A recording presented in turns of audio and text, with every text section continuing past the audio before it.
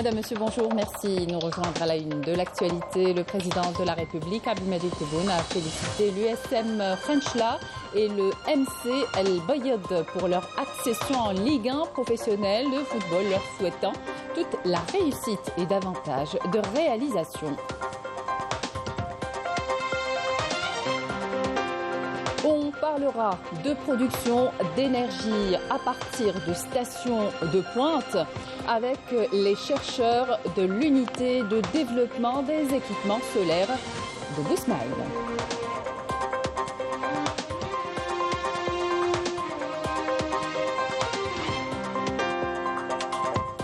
À l'étranger, au Maroc notamment, le Front social est en pleine ébullition contre la misère et l'augmentation des prix. Plusieurs organisations et syndicats ont annoncé qu'ils prendront part à la prochaine marche populaire massive à laquelle a appelé le Front social marocain, prévu le 29 mai à Casablanca. Les syndicats du transport de marchandises menacent eux aussi de recourir à une grève nationale. Bienvenue à tous. Le président de la République, Abdelmadjid Tebboune, a félicité hier l'USM Khenchela et ses supporters pour son accession en Ligue 1 professionnelle de football dans un tweet posté sur son compte officiel. Bon courage à l'équipe lors du prochain championnat et plein succès dans son parcours footballistique, a écrit le président Tebboune dans son tweet.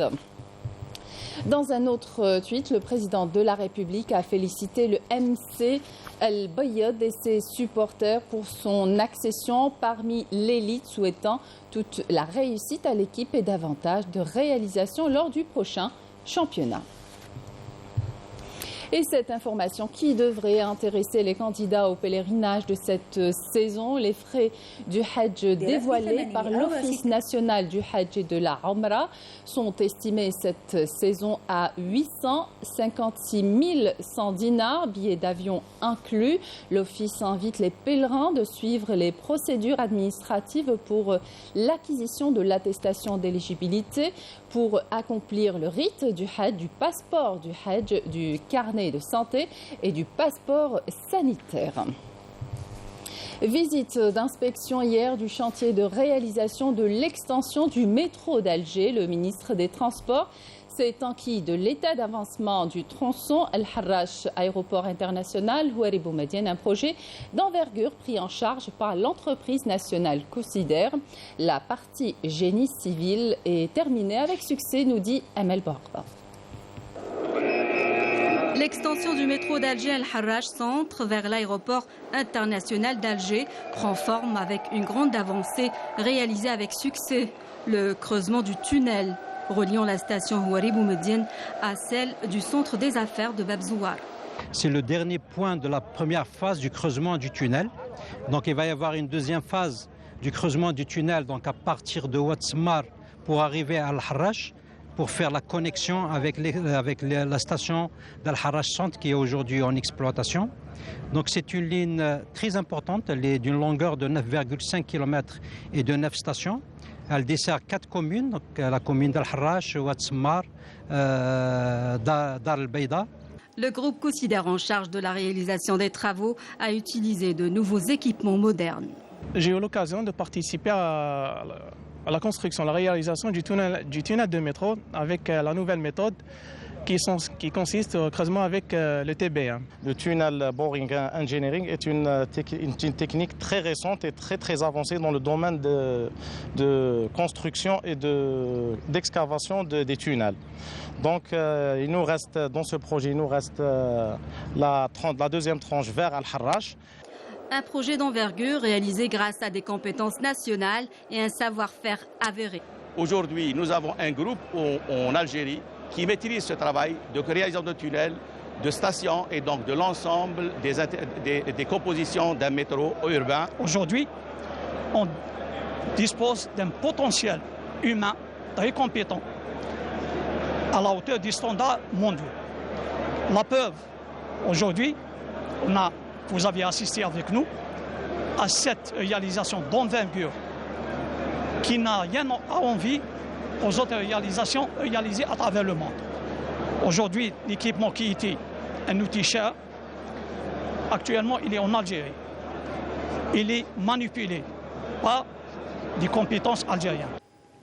La mise en service de la ligne reliant l'aéroport d'Alger à Al-Harrachville, dont le taux d'avancement avoisine les 80%, est prévu d'ici le premier trimestre 2026 et permettra d'assurer le transport de plus de 400 000 voyageurs par jour. La transition énergétique de plus en plus urgente aujourd'hui avec le dérèglement climatique et les canicules qui l'entraînent. L'isolation thermique des bâtiments devient un enjeu majeur pour les constructeurs, tout comme la réduction de la consommation d'électricité grâce à des techniques moins énergivores. C'est d'ailleurs le défi des chercheurs de l'UDES de Bousmaïl qui se sont lancés. Raouf Hamouch. Voici un prototype de maison intelligente. Une maison construite à base de matériaux d'isolation performants et gérée à 100% par le système domotique grâce à des équipements solaires. Un projet réalisé grâce à des compétences algériennes. Ce concept de maison intelligente repose sur le processus de la domotique. Comme vous le voyez, grâce à ces panneaux photovoltaïques alimentés par l'énergie solaire, la maison fonctionne à 100% grâce aux énergies renouvelables. Des stations de dessalement d'eau de mer fonctionnant grâce aux énergies renouvelables, c'est le défi que s'est lancé cette équipe de chercheurs de l'UDS de Bousmaïl. Un défi que ces chercheurs comptent relever pour en finir définitivement avec la surconsommation de l'énergie électrique grâce à des techniques moins énergivores. Dans ce laboratoire, nos équipes de chercheurs travaillent actuellement sur le développement d'équipements de pointe pour le dessalement d'eau de mer ou tout type d'eau, et ce grâce aux énergies de pointe. En tant qu'étudiants, nous avons la chance de mettre en pratique notre savoir ici, au niveau de l'unité de traitement des eaux. Ces projets découlent de problématiques posées par nos partenaires de différents secteurs. Notre travail maintenant est de trouver des solutions scientifiques et techniques. Autant de solutions et de recherches qui convergent, entre autres, vers la préservation de l'environnement de toute forme de pollution. Contribuer à faire connaître la cause juste du peuple sahraoui à travers l'artisanat, c'est l'objectif et c'est le cas pour le Sahara occidental. Cette contribution, les artisans sahraouis l'expriment à travers de nombreuses participations dans des expositions nationales et internationales, à l'image de la 4e édition du Salon de l'artisanat organisé à Ousserd avec une forte participation des artisans algériens venus des 4 coins du pays. Reportage Omar Touaguine, le commentaire est signé Samira Hadjammar. C'est sur le principe de l'identité et le partage des cultures que le Salon national de l'artisanat a été initié dans la wilaya d'Ousserd, dans les camps des réfugiés sahraouis, avec notamment une forte participation des artisans algériens.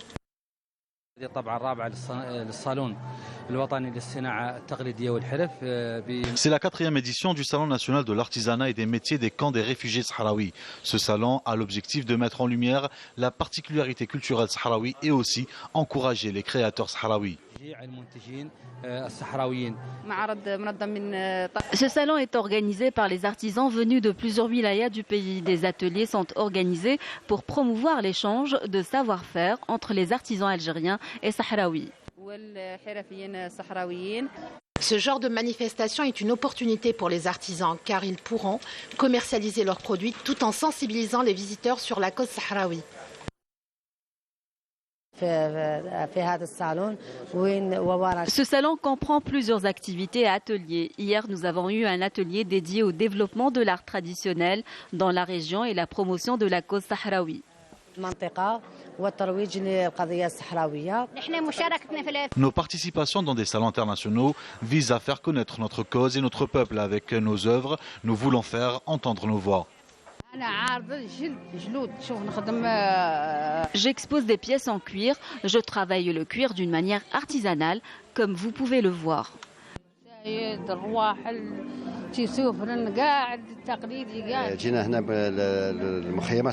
Nous sommes dans les camps sahraouis pour participer avec nos frères sahraouis pour l'échange culturel et artistique et aussi pour le partage du savoir-faire.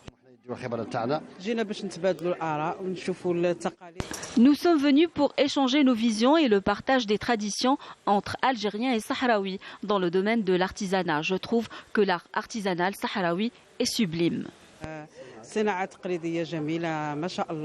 Pour la population sahraoui, ce salon est l'espace idéal pour faire connaître au public sa culture, mais aussi sa cause juste. Le prisonnier sahraoui du groupe Gdei Mizik, le journaliste Mohamed Lamine Hadi, est soumis aux formes de torture les plus cruelles dans les geôles de l'occupant marocain qui poursuit sa politique de répression inhumaine à son encontre en violation flagrante des droits de l'homme. Mohamed Ali Hadi a indiqué que son frère Mohamed Lamine, qui se trouve à la prison de Tiflet 2, a été victime d'une agression de la part de l'administration pénitentiaire et de son directeur en aspergeant sa cellule d'insecticide toxique alors qu'il se trouvait à l'intérieur, entraînant des complications de santé pour lesquelles il n'a reçu ni premiers soins ni traitement. Mohamed Ali Hadi a également indiqué que l'occupant marocain a falsifié les faits de cette agression.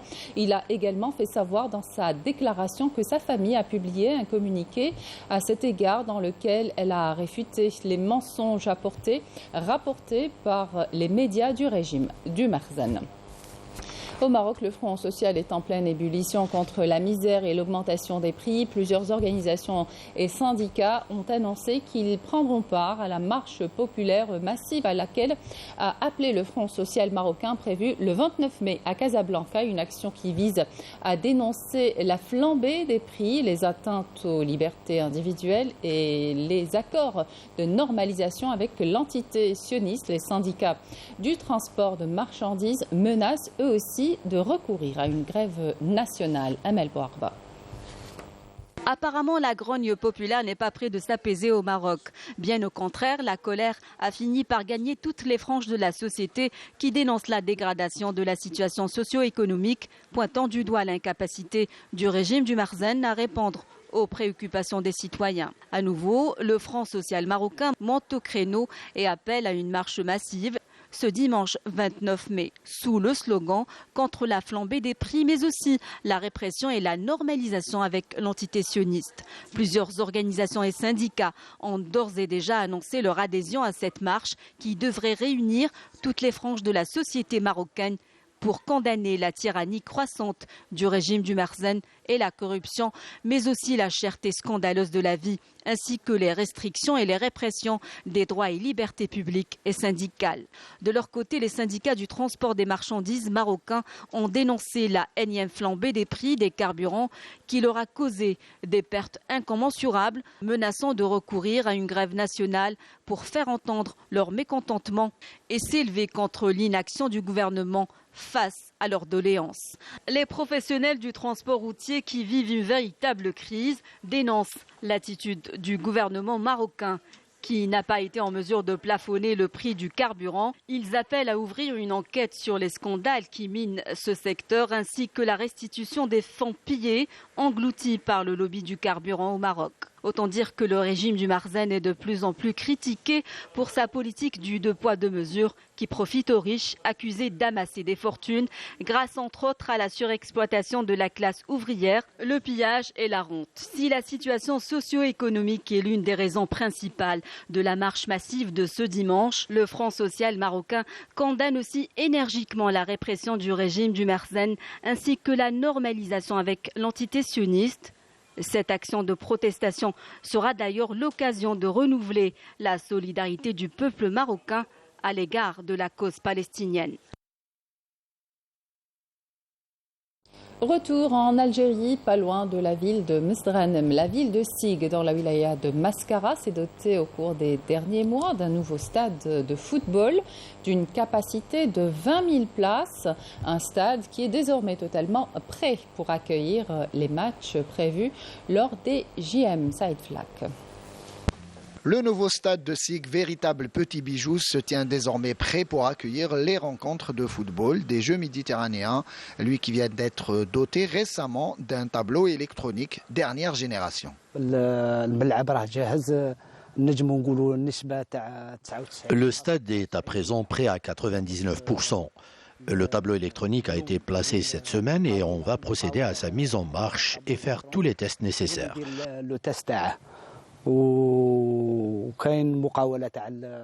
Pour ce qui est de la lumière, les projecteurs seront installés incessamment. La pelouse est également prête à 100%. La personne chargée de son entretien effectue actuellement quelques retouches au niveau du milieu de terrain afin qu'elle soit au top.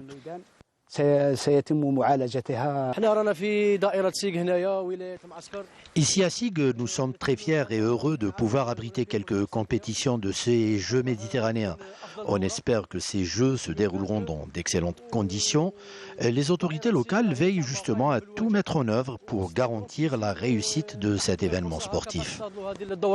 Ce stade à l'anglaise fait partie d'un pôle sportif qui comprend un stade d'athlétisme, d'une piscine olympique et d'autres espaces dédiés aux activités sportives. Et c'est la fin de cette édition. Merci de votre attention. Tout de suite, les prévisions météo avec ML Laribi. Excellente suite de programme sur Canal Algérie.